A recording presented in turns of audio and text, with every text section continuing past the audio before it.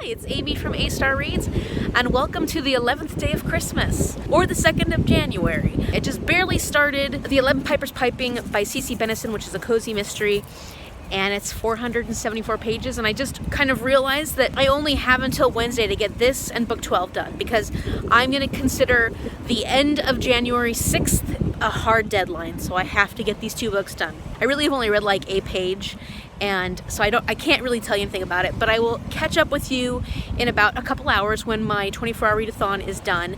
It is about 3 o'clock now, and I figured it would be a nice time to come out, take Cece for a walk, and because this is an ebook, I can read on my book while we're walking around the beach. And I'll give you a view of what I'm looking at right now because it's gorgeous.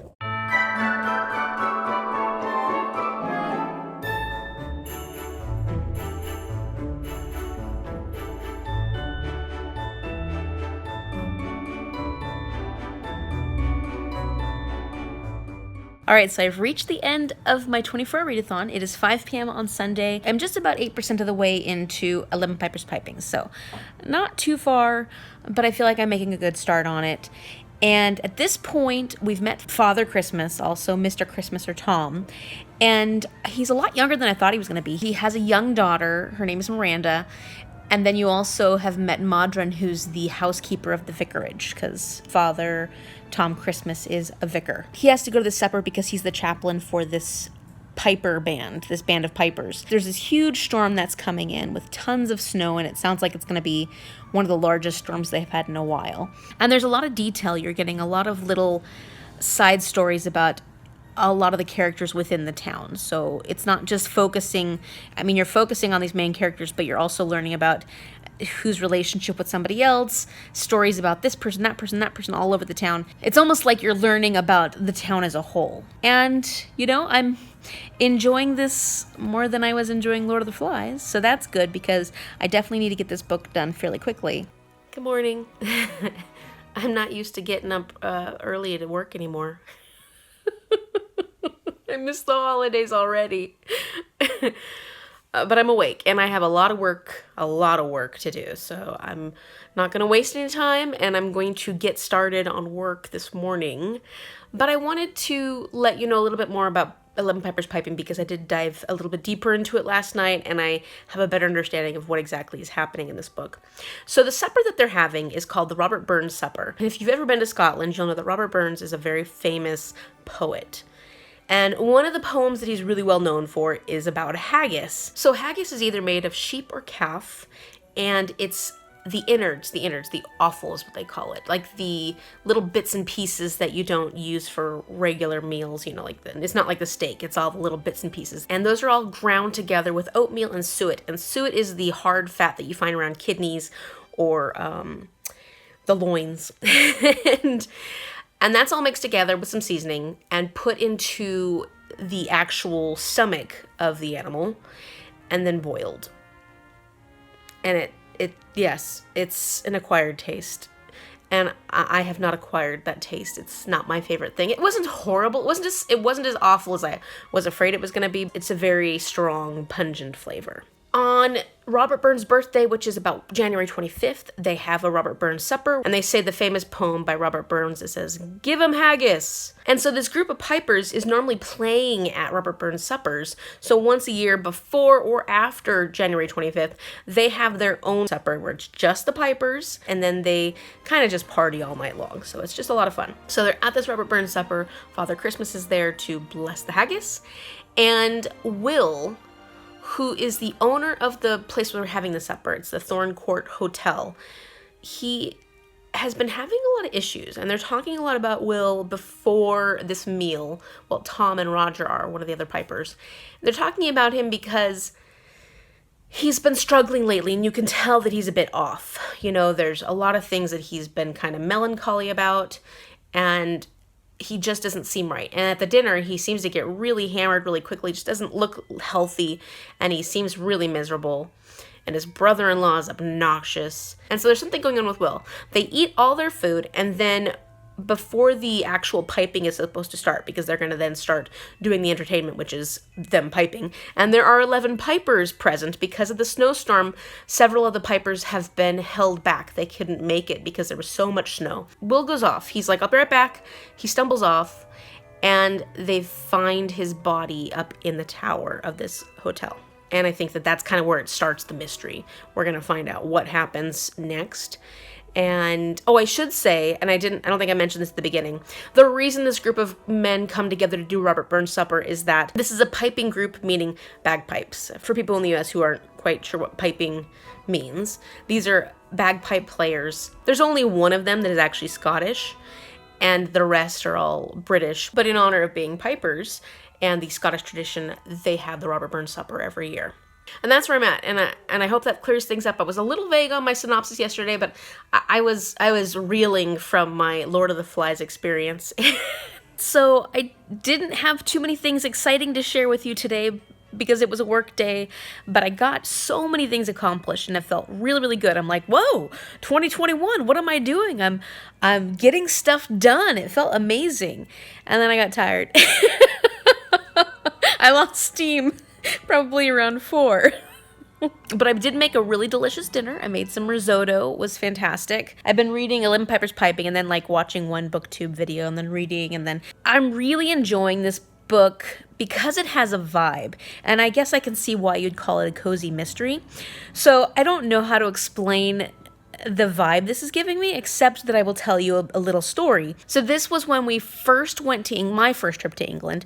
We were staying in Rutland, which is up in the north. We were driving there in the evening, and it was pouring rain. And I think my grandmother, my grandfather, and my friend Alexis and I and my mom were all driving. I don't know was I driving? I can't remember, but it was pouring. And we were starving. We hadn't eaten anything.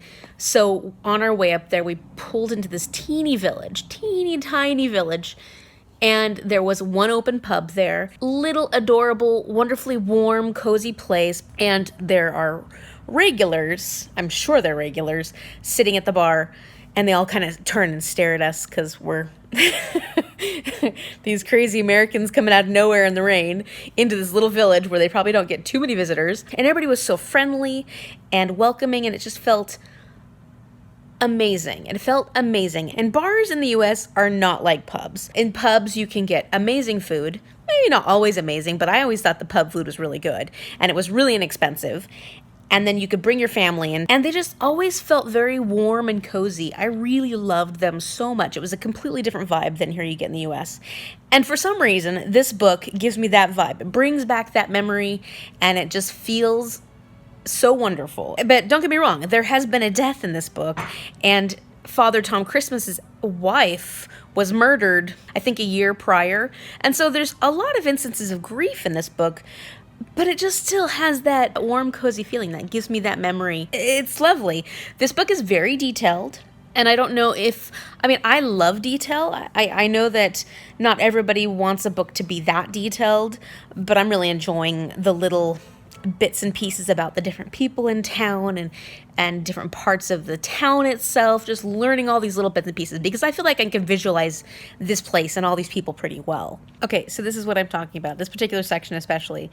It felt like a cozy cave with a primordial fire. Some faces, red with drink and heat and exertion, flickered in shadows cast by the flames from the fireplace. Others were anchored in the cool light filtered through the window mullions. Doesn't it make you want to just hang out in a pub? Also, something I really love about British architecture that we don't have here in the US are inglenook fireplaces. I just love them. If you've never seen what an inglenook is, look it up. Inglenook. And since I'm enjoying my evening in a British pub, I've got some scotch to go along with the ambiance. Oh, no!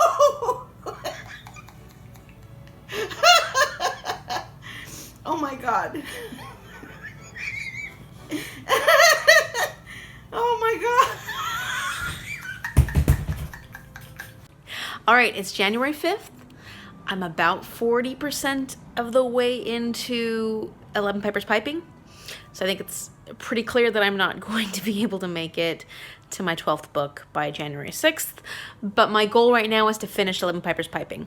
So I wanted to show you quickly what I'm doing for work at the moment because it's just what I'm up to. Putting together these bins for kids. These are 4th graders, I think we're going to be setting them to. They can take them home. They're going to be creating a little filter set. So we'll put like, there's a charcoal, some cloth, we'll put some sand and pebbles. And then I'm also going to be putting all the supplies in here so that they can make those watersheds, those clay watersheds I had, like that one that I made over there. Look at that giant piece of clay. So basically, getting these all together, I've got bins all over the place, including that giant box here. Don't mind the house, it's definitely cluttered at the moment. But yeah, trying to find any available space to put bins. And basically working on these, which is me cutting a bottle in half and then lining it with some duct tape so that the kids don't cut themselves on the plastic edges. And then what'll happen is it nests in this, they'll take off the lid. Well, first they'll put all their filter stuff in this top part, then take off the lid. And the intention is that you can put dirty water in and it'll come out clear.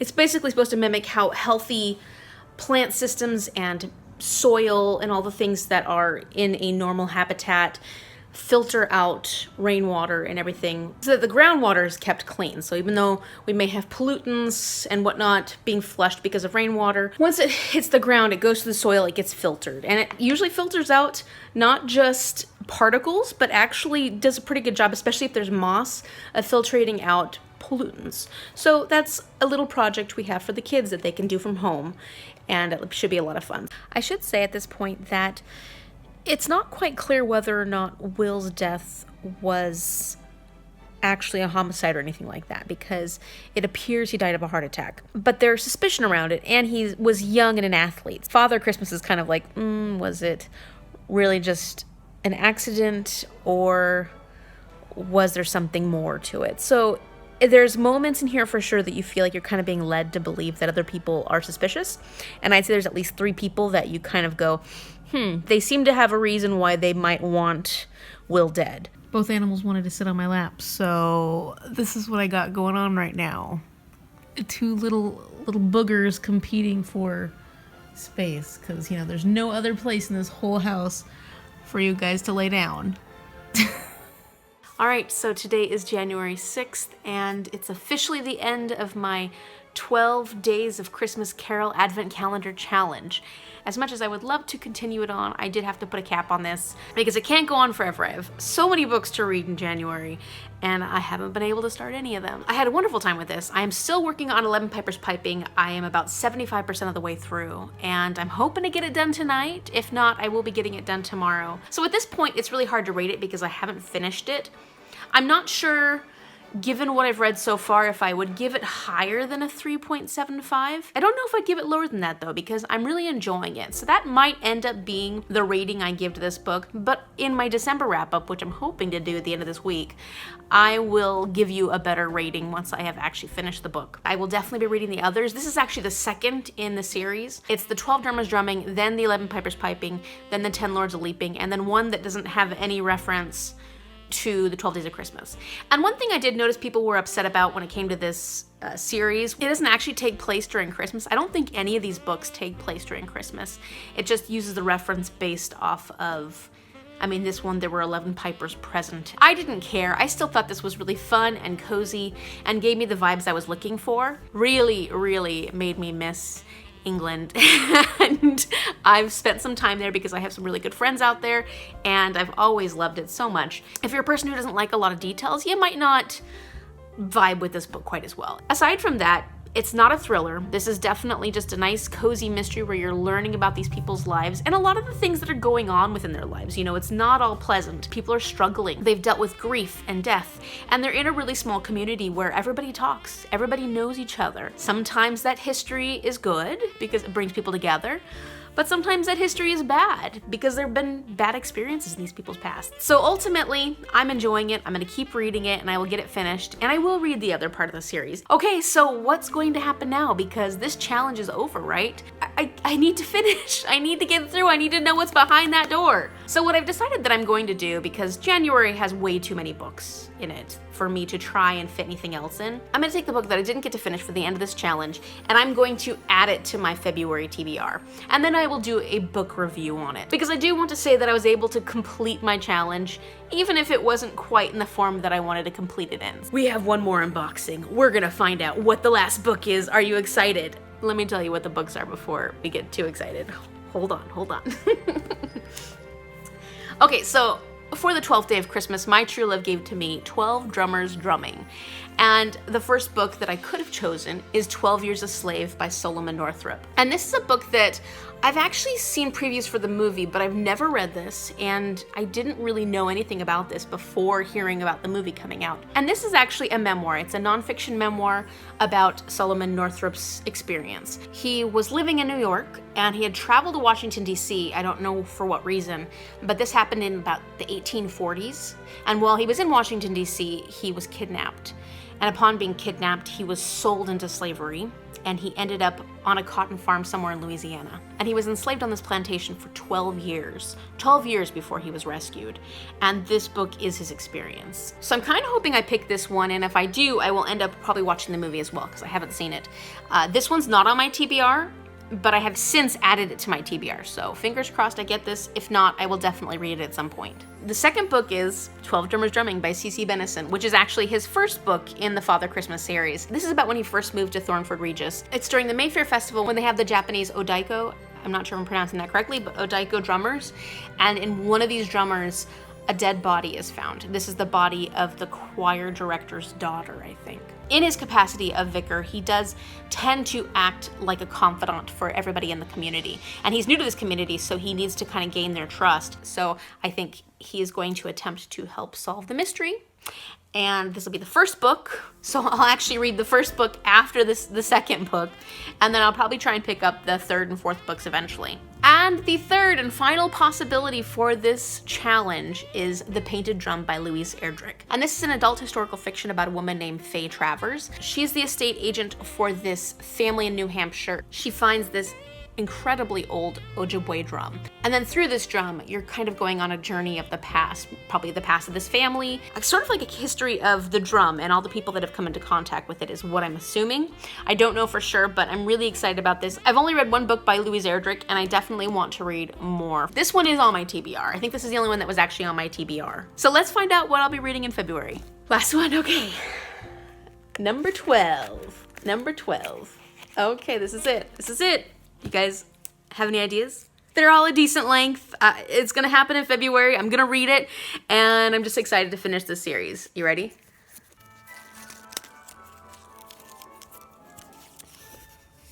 Oh, perfect. Okay, I'm reading The Painted Drum by Louise Erdrich, 304 pages, which is wonderful, and actually on my Goodreads TBR. If you've read any of these books, let me know in the comment section down below what you thought of them.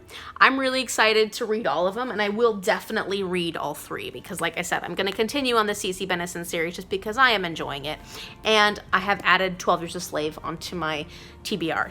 If you like this video, click the like button right now and subscribe because January's here. Let's move forward. And if you haven't seen all the other videos in this series, go back and check them out. It might give you a little bit of holiday nostalgia, and it might give you some really good book recommendations. So thank you so much for watching, and I will see you later. Bye.